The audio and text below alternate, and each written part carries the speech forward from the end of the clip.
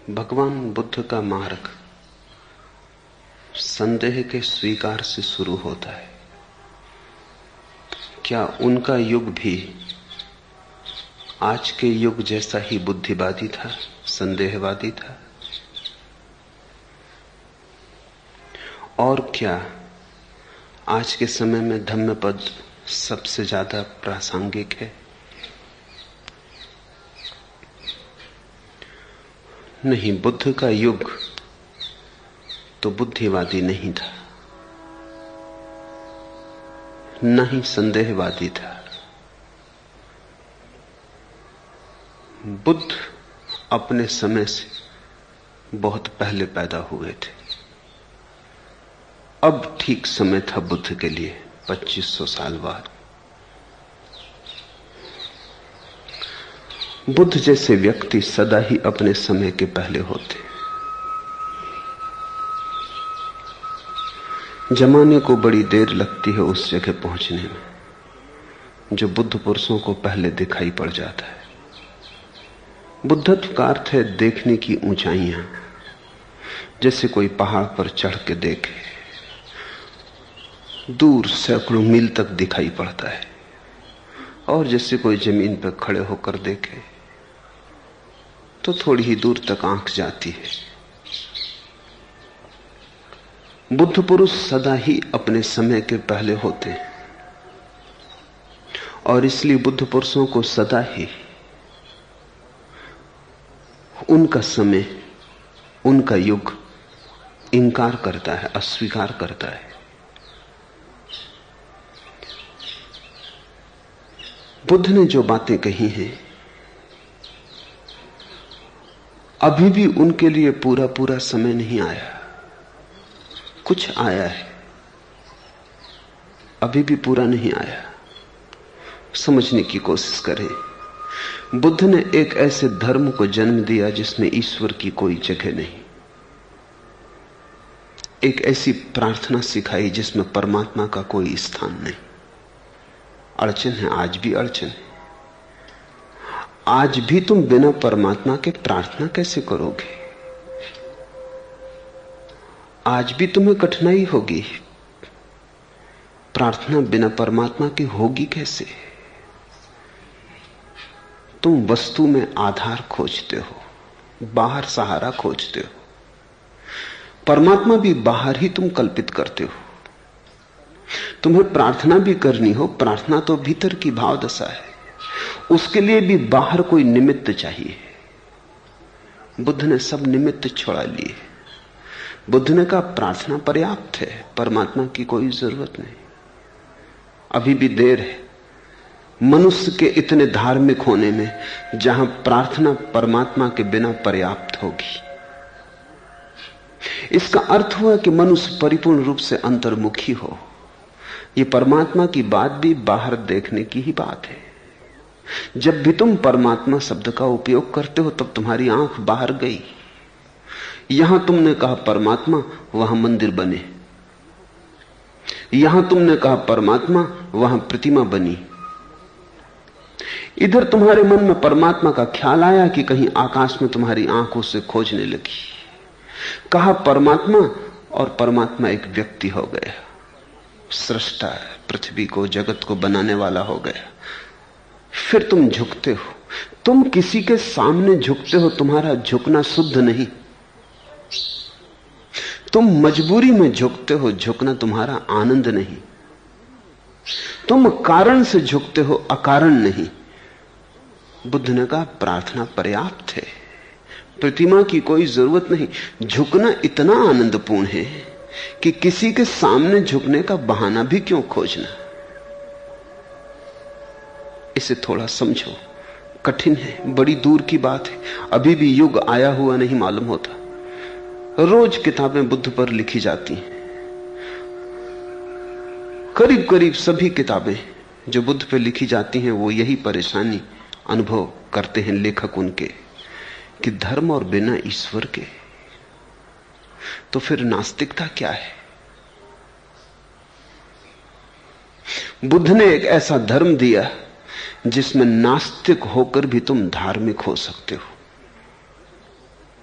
आस्तिकता को शर्त ना बनाया, बेशर्त धर्म दिया। आस्तिकता में तो सीमा बन जाती कि केवल वे ही बुलाए जाएंगे जो मानते। बुद्ध ने कहा मानने न मानने का कोई सवाल नहीं, जो झुकने को तैयार है वे बुला ही लिए गए। और झुकने का कोई संबंध किसी के सामने झुकने से नहीं। यह हमारी आदत गलत है, यह सोचने का ढंग गलत है। क्या तुम अकारण नहीं झुक सकते? क्या झुकना अपने आप में अपना अंत नहीं हो सकता? साधन ना हो, साध्य हो, मार्ग ना हो, मंजिल हो। नारद ने जैसे कहा भक्ति फल रूपा है।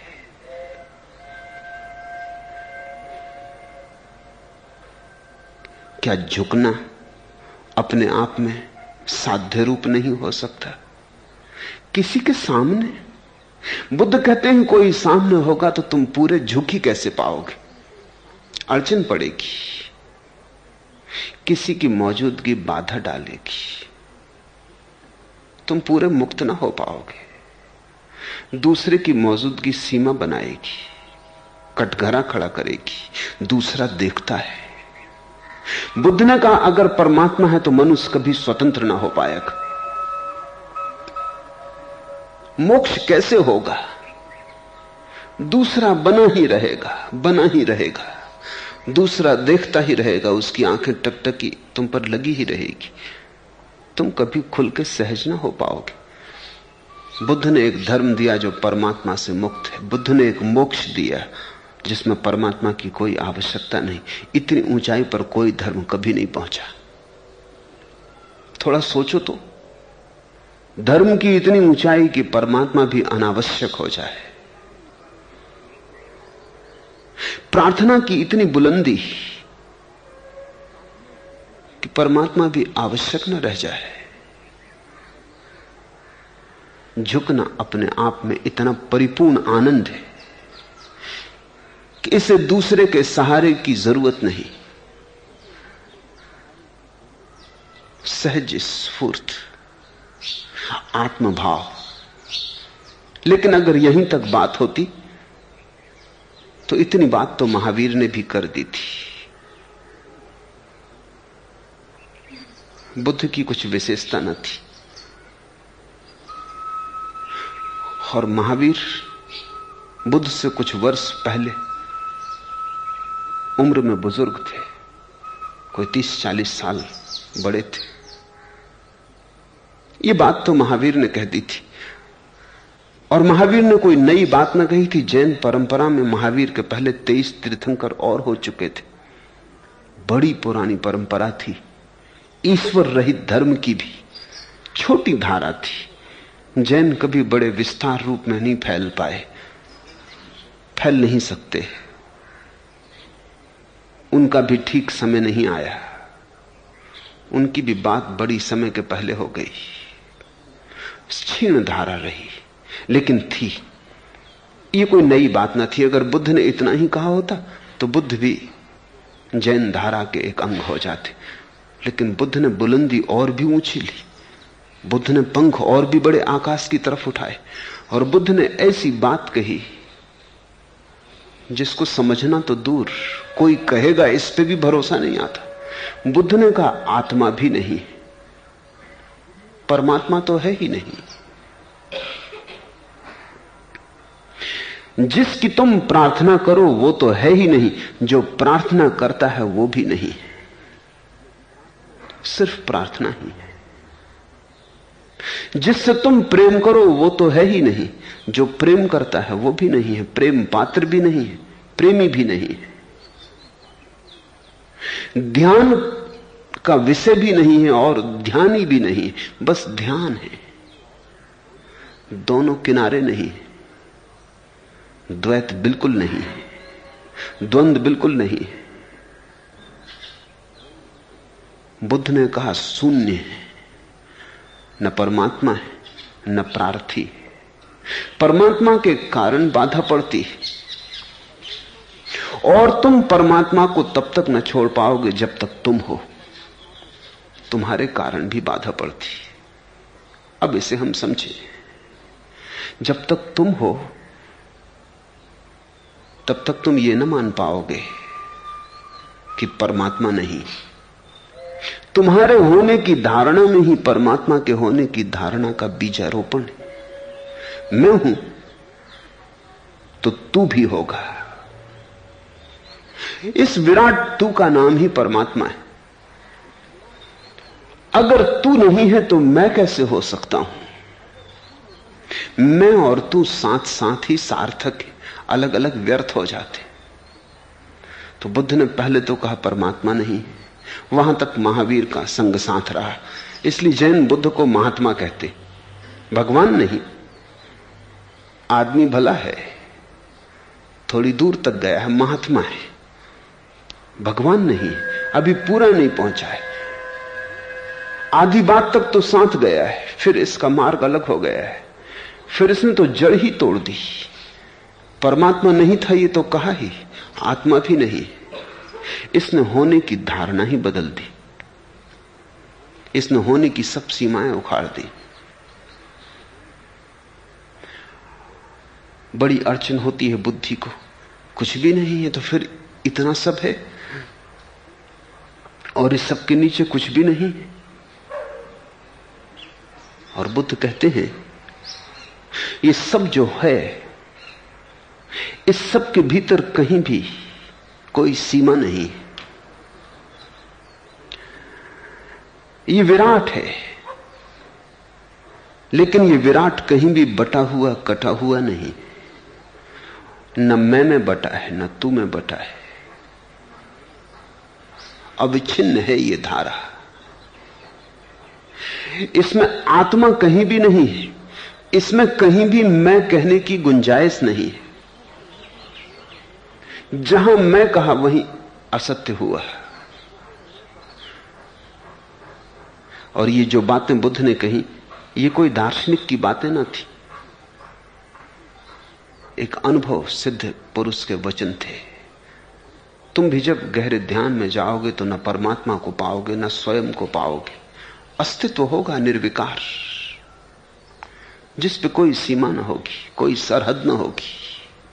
अस्तित्व होगा निर्विकार, जैसे कोरा आकाश, बदलियों के रूप भी न होंगे। इस परम शून्य को बुद्ध ने निर्वाण कहा। संदेह से शुरू की यात्रा शून्य पर पूर्ण की। संदेह और शून्य के बीच में बुद्ध का सारा बोध है। अभी भी समय नहीं आया। संदेह को धर्म का आधार बनाया और शून्य को धर्म की उपलब्धि। बाकी सारे धर्म विश्वास को आधार बनाते हैं और पूर्ण को उपलब्धि। ये तो बिल्कुल उल्टा हो गया, नाव उल्टा दी।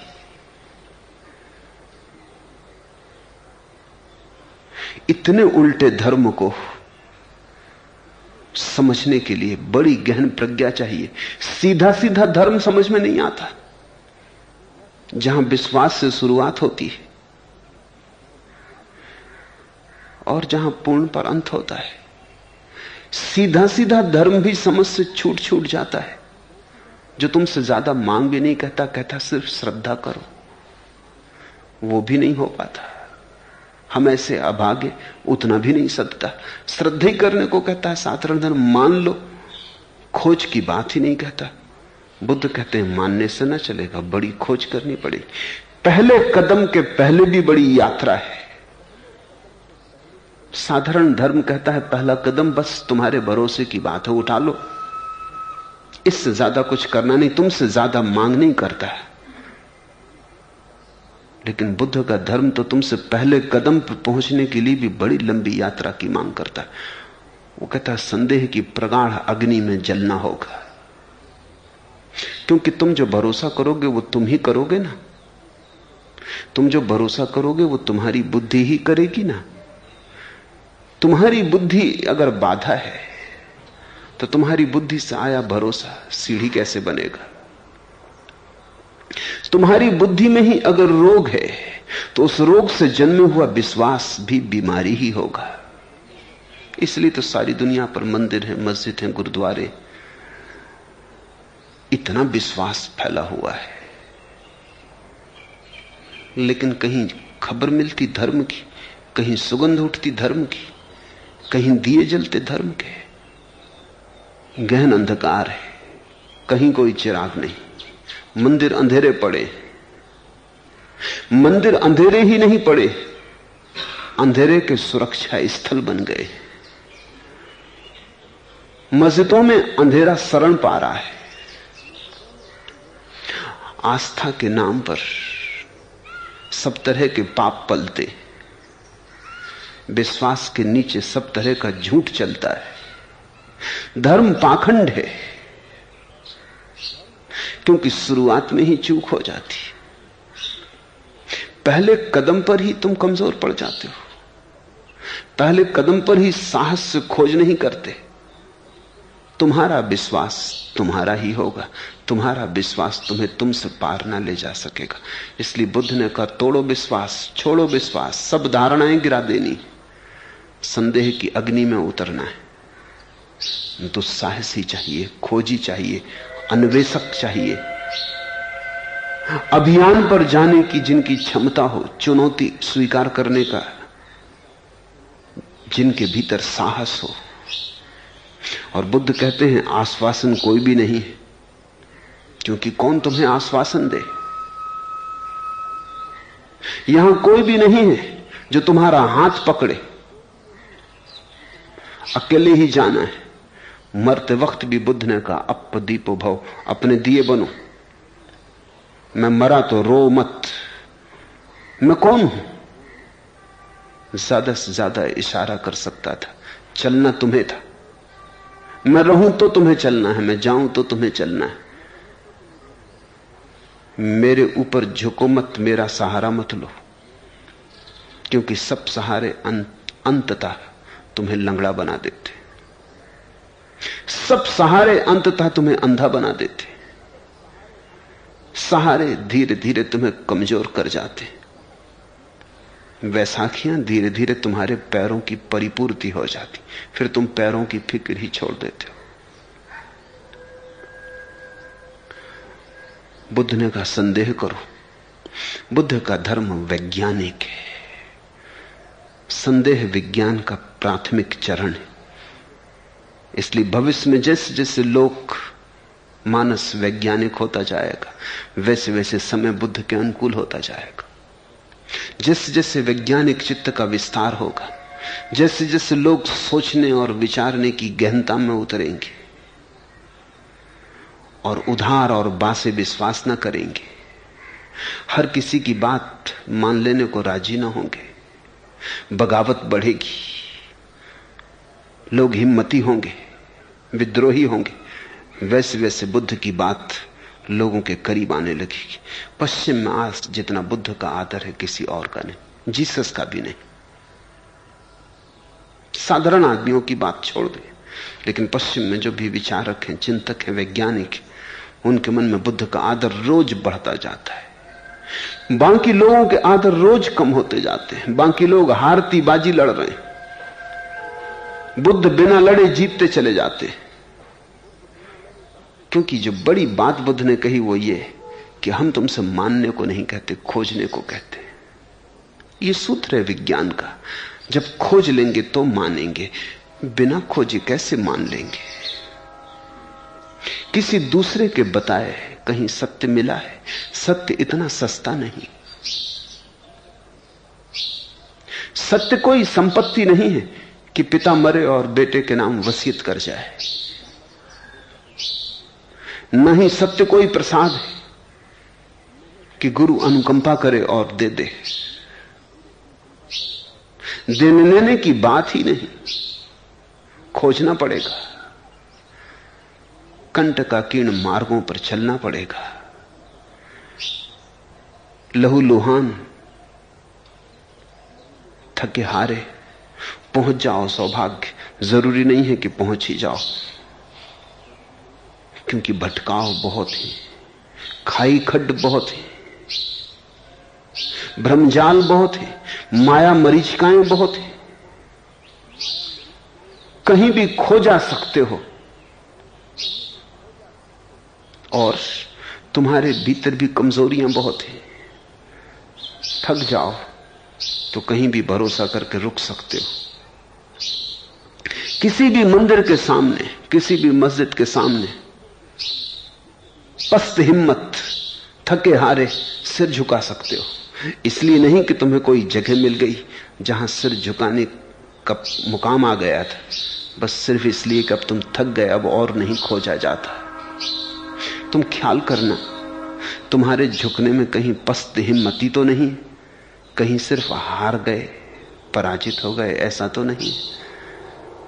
हारे को हरिनाम, कहीं ऐसा तो नहीं कि हार गए अब करें क्या, तो हरिनाम जपने लगे। कहीं ऐसा तो नहीं है कि धर्म तुम्हारी मजबूरी है, असहाय अवस्था है। बुद्ध तुम्हें कोई जगह नहीं देते, तुम्हारी कमजोरी के लिए वहां कोई जगह नहीं। बुद्ध कहते हैं ज्ञान तो मिलता है आत्म परिष्कार से, शास्त्र से नहीं। सत्य कोई धारणा नहीं है, सत्य कोई सिद्धांत नहीं है, सत्य तो जीवन का निखार है। सत्य तो ऐसा है जैसे सोने को कोई आग में डालता है तो निखरता है, जलता है, पिघलता है, तड़फता है, निखरता है, व्यर्थ जल जाता है, सार्थक बचता है। सत्य तो तुम में है, कूड़े करकट में दबा है, और जब तक तुम आंख से न गुजरो तुम उस सत्य को कैसे खोज पाओगे। जल्दी मत करना, बुद्ध कहते हैं भरोसा कर लेने की। भरोसा तभी करना जब संदेह करने की जगह ही न रह जाए। इस फर्क को ख्याल में लो। दूसरे धर्म कहते हैं भरोसा कर लो, संदेह के विपरीत। संदेह को ओझल कर दो, आंख से उपेक्षा कर दो। संदेह है माना, तुम भरोसा कर लो। संदेह को दबा दो भरोसे की राख में। संदेह को भूल जाओ भरोसे की आड़ में। भरोसे की छाया में टिक जाओ। ढांक लो अपना सिर, जैसे शुतुरमुर्ग दुश्मन को देख के रेत में सिर गपा लेता है। ऐसे चारों तरफ संदेह ने तुम्हें घेरा है, तुम अपने सिर को आस्था के रेत में दबा लो, भूल जाओ। देखो ही मत आंख खोल के, क्योंकि आंख खोल के देखोगे तो संदेह उठेंगे। और धर्म कहते हैं कि श्रद्धा कर लो संदेह के विपरीत। बुद्ध कहते हैं संदेह कर लो, पूरी तरह कर लो, इतना कर लो कि संदेह गिर जाए और श्रद्धा का आविर्भाव हो। वो बड़ी अलग बात है, वो बिल्कुल ही अलग बात है। और धर्मों की श्रद्धा संदेह के विपरीत है, बुद्ध की श्रद्धा संदेह का अभाव है। जब संदेह नहीं बचता तो जो बचती है वही श्रद्धा है। इसलिए पहले संदेह से जूझ लो।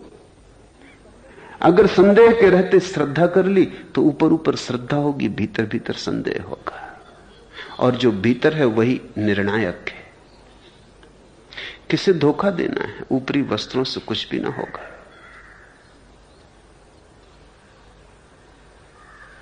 क्या फायदा रंगीन लबादों के तले रूह जलती रहे, घुलती रहे, पज मुर्दा रहे, क्या फायदा।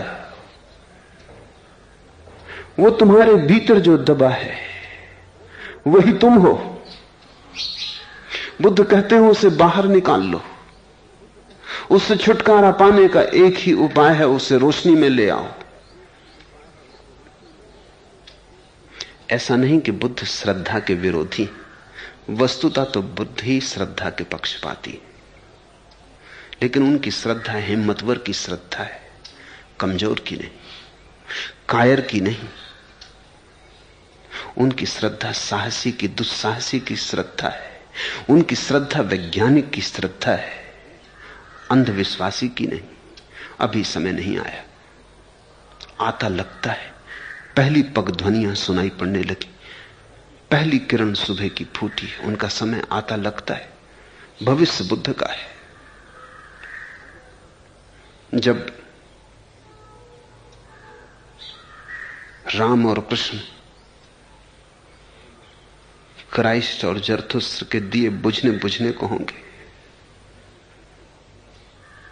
जब उनके दिए आखिरी घड़ियां गिनते होंगे, तब बुद्ध का सूरज उगेगा।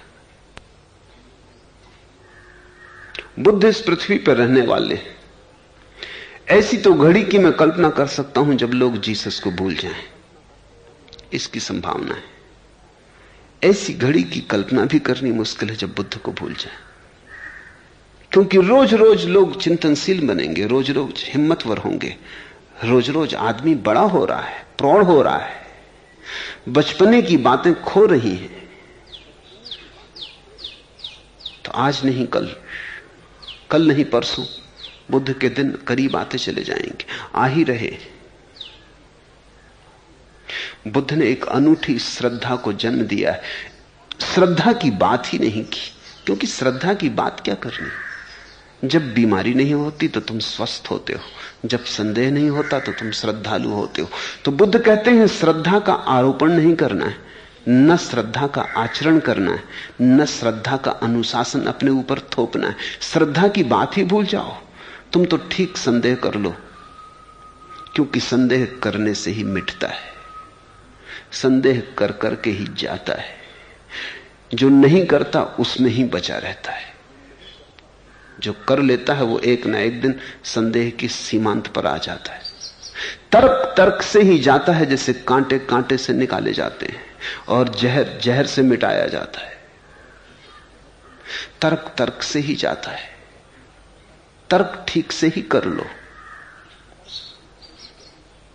बुद्ध कहते हैं जल्दी मत करना, तर्क की परिपक्वता चाहिए, परिपक्वता सब कुछ है। फिर एक दिन तुम उस घड़ी, उस सीमा पे आ जाते हो जहां तर्क के पार के आकाश दिखाई पड़ने शुरू होते हैं। तर्क ही वहां ले आता है, फिर तर्क को छोड़ना नहीं पड़ता। जब और पार के आकाश दिखाई पड़ने लगते हैं, तर्क छूट जाता है। संदेह में कोई जी नहीं सकता अगर ठीक से संदेह करे, क्योंकि संदेह नकारात्मक है। नकार में जियोगे कैसे? जीने के लिए विधेय चाहिए। बीमारी में जियोगे कैसे? जीने के लिए स्वास्थ्य चाहिए। संदेह तो मृत्यु जैसा है, श्रद्धा जीवन जैसी। संदेह में कोई सदा के लिए ठहर नहीं सकता, लेकिन लोग ठहर गए, चमत्कार घट गया है। और चमत्कार इसलिए घट गया है कि लोगों ने झूठी श्रद्धा ओढ़ ली। उस झूठी श्रद्धा में वे खुद ही नहीं छिप गए हैं, उनके सारे संदेह भी सुरक्षित हो गए। तुमने आस्तिक को देखा, तथाकथित आस्तिक को? बाजार भरे हैं, नगर उससे भरे हैं, मंदिरों और गिरजों में प्रार्थना कर रहा है। तुमने उसे गौर से देखा? कितना डरा हुआ है, उसकी आस्था कितनी डगमगाती हुई है। तुमने कभी उससे बात की? डरता है, उसकी सांस फूल आती है अगर संदेह की बात करो।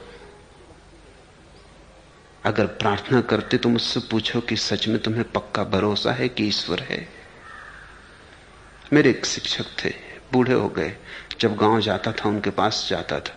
आखिरी बार गया तो उन्होंने खबर भेजी कि मत आना। फिर भी मैं गया। मैंने उनसे पूछा कि अब कभी ना आऊंगा। जब आपने खबर भेजी तो ना आऊंगा, लेकिन कारण पूछने आया हूं कि मुझे क्यों इंकार किया है।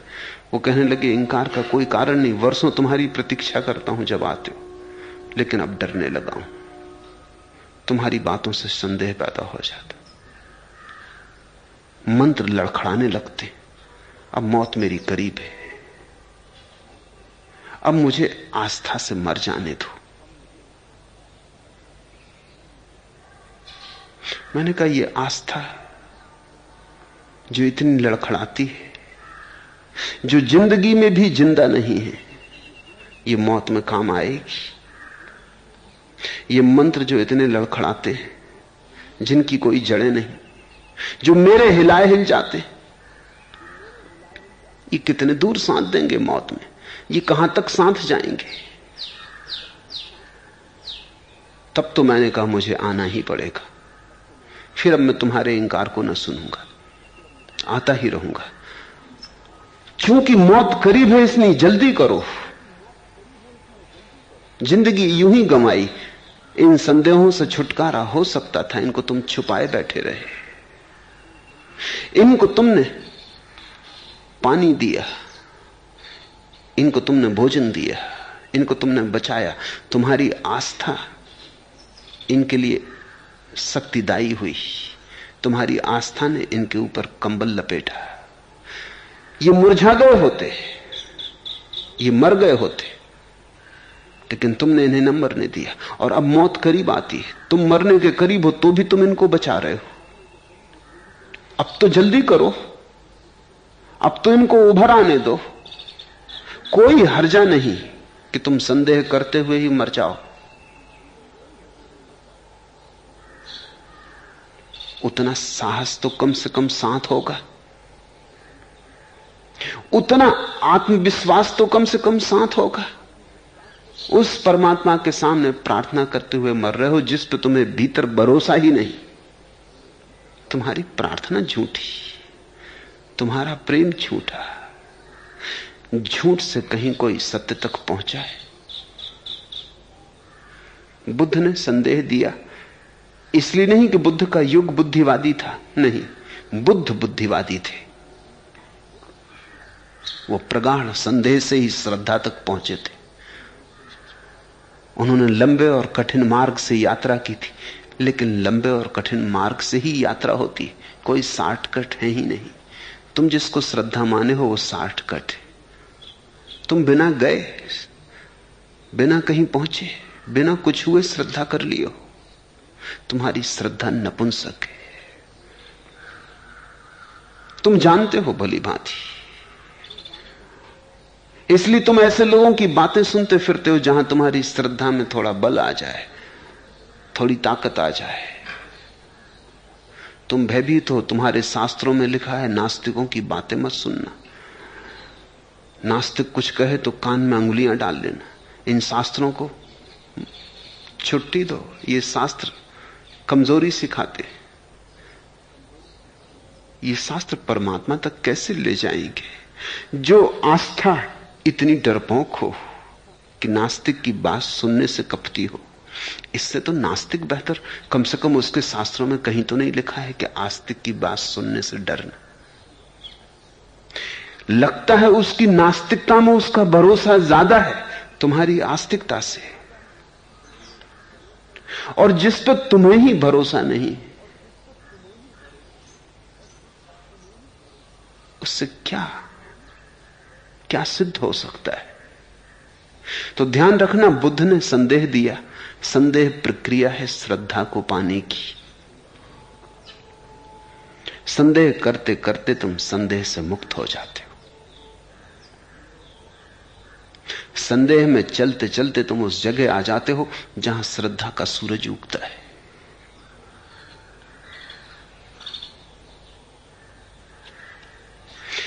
थी वह शायद अपनी ही बेचारगी की एक पुकार, जिसको अपनी सादा लोही से खुदा समझा था मैं। तुमने जिसे परमात्मा समझा है, कहीं वो तुम्हारी असहाय अवस्था की पुकार ही तो नहीं? थी वह शायद अपनी ही बेचारगी की एक पुकार।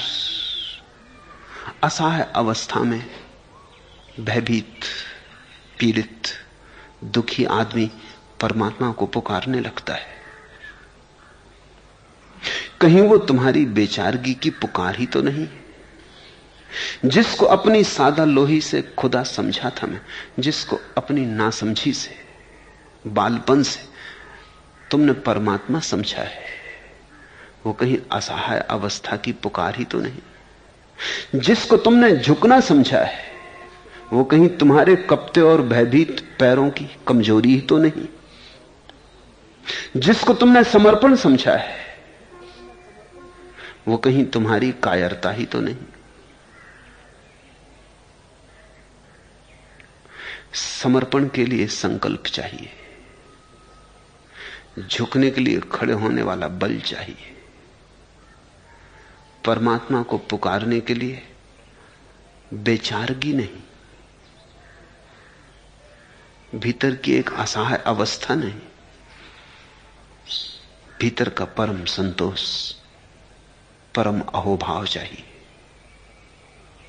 बुद्ध ने परमात्मा नहीं छीना तुमसे, तुम्हारी बेचारगी छीनी। तुमने बेचारगी को ही परमात्मा का नाम दे दिया था। बुद्ध ने तुमसे मंदिर नहीं छीने, तुम्हारे कमजोरी के शरण स्थल छीने। और बुद्ध ने कहा तुम्हें खुद ही चलना है। बुद्ध ने तुम्हारे पैरों को सदियों सदियों के बाद फिर से खून दिया, तुम्हें अपने पैरों पर खड़े करने की हिम्मत थी। बुद्ध सद्गुरु है और बुद्ध उसी को सद्धर्म कहते हैं जो तुम्हें तुम्हारे भीतर छिपे हुए सत्य से परिचित कराए, झूठी आस्थाओं में नहीं, धारणाओं में नहीं, शास्त्रों में नहीं, व्यर्थ के शब्द जालों में न भटकाए, जो तुम्हें तुमसे ही मिला दे। और जब तुम अपने से मिलोगे तो तुम पाओगे विराट शून्य है वहां, तुम्हारे ठीक भीतर कोई भी नहीं है। इससे हमें ऐसा लगता है कोई भी नहीं तो फिर सार क्या खोजने का, कोई भी नहीं है तो फिर आत्मज्ञान, आत्मा को पाने की बातें। जो जानते हैं उन्होंने आत्मा के स्वरूप को भी शून्य ही कहा है, निर्गुण ही कहा है। बुद्ध ने उसे ठीक ठीक अभिव्यक्ति थी। उन्होंने आत्मा शब्द में भी खतरा देखा, क्योंकि उससे लगता है कि तुम किसी चीज की तलाश में हो जो भीतर रखी। जब तुम कहते हो मेरे भीतर आत्मा है, तुमने ख्याल किया ऐसे जैसे तुम्हारे घर में कुर्सी रखी, तुम्हारे भीतर आत्मा रखी है। आत्मा कोई वस्तु है कि गए भीतर और पा गए? गौर से देखो कौन भीतर जाएगा। अगर आत्मा भीतर रखी है तो फिर ये भीतर जाने वाला कौन है? अगर आत्मा भीतर रखी है तो फिर ये बाहर कौन गया? बुद्ध कहते हैं न बाहर न भीतर, वो जो यात्रा है, वो जो बाहर और भीतर आने वाला जाने वाला चैतन्य वही है। और वो चैतन्य वस्तु नहीं, प्रवाह है। वो चैतन्य कोई ठहरा हुआ जल का सरोवर नहीं, गंगा की सागर की तरफ भागती धारा है। बुद्ध ने आत्मा शब्द का उपयोग नहीं किया क्योंकि आत्मा से जड़ता का पता चलता है। तुम बड़े हैरान होगे, क्योंकि तुम तो आत्मा का उपयोग जड़ता के विपरीत करने के आदी हो। तुम तो कहते हो ये पत्थर जड़ है, इसमें कोई आत्मा नहीं। तुम तो कहते हो आदमी में आत्मा है, आदमी जड़ नहीं। बुद्ध ने कहा आत्मा शब्द में ही जड़ता है। आत्मा शब्द का मतलब यह हुआ कि कुछ तुम्हारे भीतर ठहरा हुआ है, रुका हुआ है, कुछ तुम्हारे भीतर मौजूद ही है। तो जो मौजूद ही है वो जड़ है। तुम्हारे भीतर कुछ हो रहा है सतत, उसको आत्मा कैसे कहें? प्रवाहमान है, होने की अवस्था है नहीं, सदा हो रहा है। चैतन्य एक यात्रा है, तीर्थ यात्रा कहो, कोई ठहराव नहीं, कोई मुकाम नहीं। चलते जाने का नाम है, होते जाने का नाम है, और यह होना कभी पूरा नहीं होता। क्योंकि जो पूरा हो जाए तो फिर जड़ता है।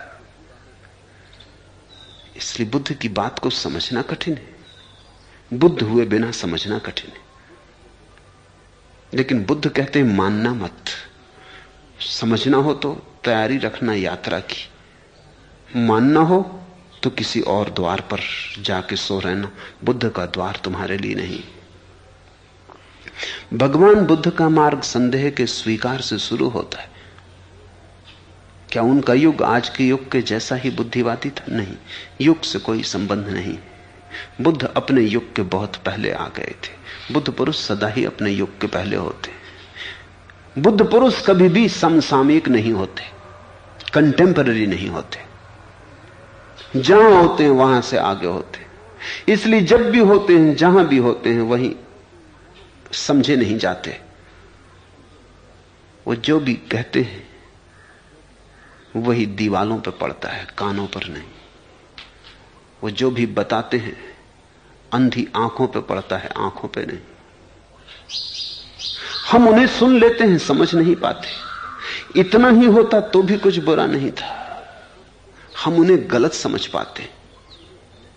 इतना ही होता कि हम कहते कि हम नहीं समझ पाए तो भी कोई हर्जा न था। हम उन्हें गलत समझ पाते, क्योंकि ये तो हम मान ही नहीं सकते कि हम समझ नहीं सकते। ठीक नहीं समझ सकते तो गलत समझ लेते हैं, लेकिन ये धारणा तो मन में परिपोषित करते ही चले जाते हैं कि समझ लिया। जिन्होंने बुद्ध को सुना, जिन्होंने बुद्ध को माना, जो बौद्ध बन गए, उन्होंने भी समझा नहीं। उन्होंने परमात्मा को छोड़ दिया, बुद्ध को पकड़ लिया। वो बुद्ध की पूजा करने लगे।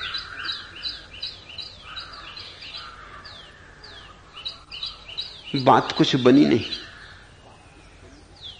पुराने मंदिर हट गए, नया मंदिर आ गया। पुरानी परंपरा चली गई, नई परंपरा ने जगह ले ली। पुराने शास्त्र, वेद और गीता हट गए तो बुद्ध के वचन शास्त्र बन गए। समझे नहीं लोग। बुद्ध ने तुम्हें तुम पर फेंका था। बुद्ध ने कहा था तुम ही तुम्हारे शास्ता हो, तुम ही तुम्हारे गुरु हो, तुम ही तुम्हारे शास्त्र हो, और तुम्हारे चैतन्य के सिवाय कहीं कोई सहारा मत खोजना, चैतन्य को जगाना। उसी जागने में तुम एक दिन पाओगे कि इधर तुम भी खो गए, उधर परमात्मा भी खो गया, मात्र चैतन्य का सागर बचा। उसको बुद्ध ने निर्वाण कहा है।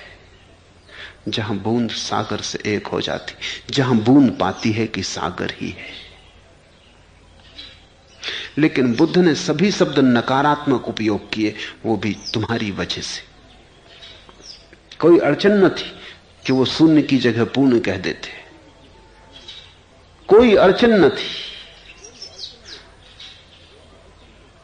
तुम्हारे कारण, क्योंकि जैसे ही कोई विधेयक शब्द उपयोग किया जाए, तुम तत्क्षण श्रद्धा करने को तैयार हो। तुम चलने को राजी नहीं हो, तुम विश्वास करने को राजी हो। तो बुद्ध ने सब नकारात्मक शब्दों को उपयोग किया, मोक्ष तक का उपयोग नहीं किया। क्योंकि मोक्ष शब्द को सुनते ही तुम्हें ऐसा लगता है कोई ऐसा वक्त आएगा जहां हम परिपूर्ण रूप से मुक्त होंगे, मगर होंगे जहां मैं रहूंगा, मुक्त होकर रहूंगा, बंधन न होंगे, मैं होऊंगा।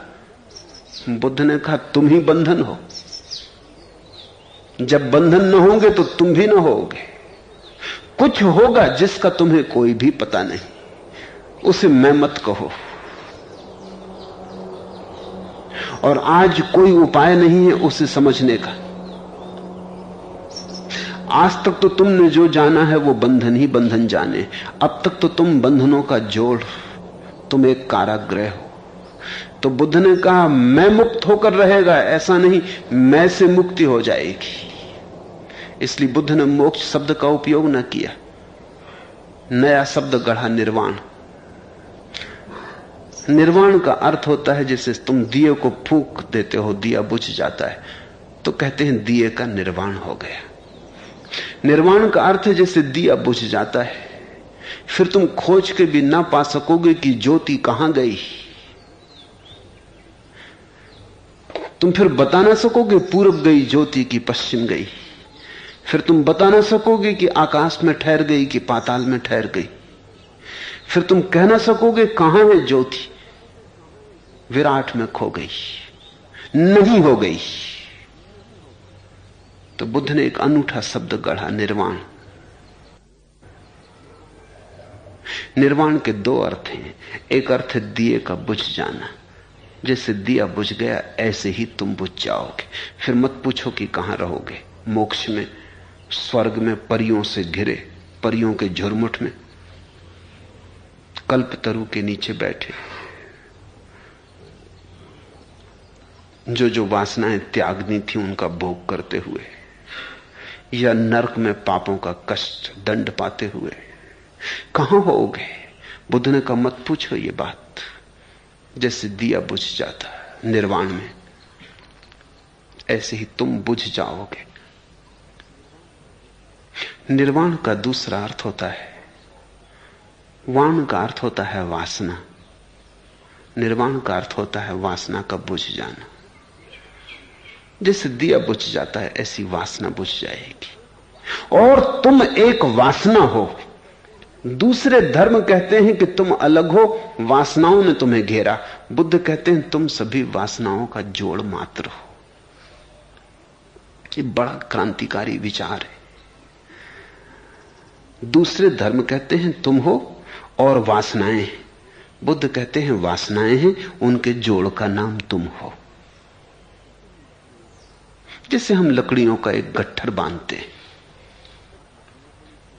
10 लकड़ियां पड़ी थी, उनको बांध के एक गट्ठर बना लिया। अब हम इसको बंडल कहते हैं, गट्ठर कहते हैं, लेकिन गट्ठर क्या है?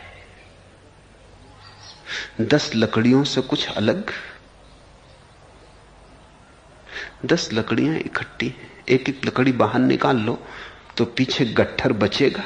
जब 10 लकड़ियां निकाल लोगे तो पीछे कुछ भी ना बचेगा। ऐसा बुद्ध ने कहा कि तुम अलग और तुम्हें वासनाओं ने घेरा, ऐसा नहीं। तुम वासना हो, तुम तृष्णा हो, हविस होने की दौड़। बस तुम सारी वासनाओं का जोड़ हो। एक एक वासना निकालते जाओ, उतने ही तुम कम होते जाओगे। जिस दिन आखिरी वासना बुझ जाएगी उस दिन तुम ना हो जाओगे। उस दिन पीछे तुम बचोगे नहीं, जैसा कि और लोग कहते हैं कि पीछे तुम बचोगे, शुद्ध आत्मा बचेगी। ऐसा बुद्ध कहते हैं क्या बचेगा? गट्ठर पीछे नहीं बचेगा, सब खो जाएगा। इस खो जाने को निर्वाण कहते हैं। मोक्ष नहीं कहा, कैवल्य नहीं कहा, परम पद नहीं कहा, ब्रह्मलोक नहीं कहा, क्योंकि वो सब विधायक शब्द हैं। उनको सुनते से ही तुम्हारी वासनाओं में प्राण आ जाते। अभी तो मुझे सुन रहे हो, लेकिन कहीं तुम्हारे भीतर कोई कहे चला जा रहा होगा कि नहीं नहीं, ऐसा कैसे होगा? सब वासनाएं शून्य हो जाएंगी तो हम ना होंगे? नहीं नहीं, सब वासनाएं शून्य हो जाएंगी मगर हम होंगे, शुद्ध रूप में होंगे। मगर शुद्ध रूप का मतलब क्या होता है? शुद्ध तुम तभी होते हो जब नहीं होते हो। जब तक हो तब तक तो अशुद्धि रहेगी।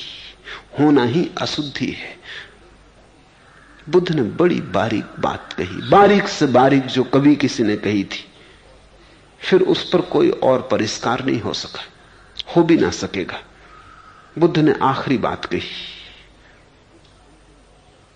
बुद्ध अंतिम वक्तव्य है, उसमें और सुधार करना, तरमीम करनी, संशोधन करना मुश्किल है।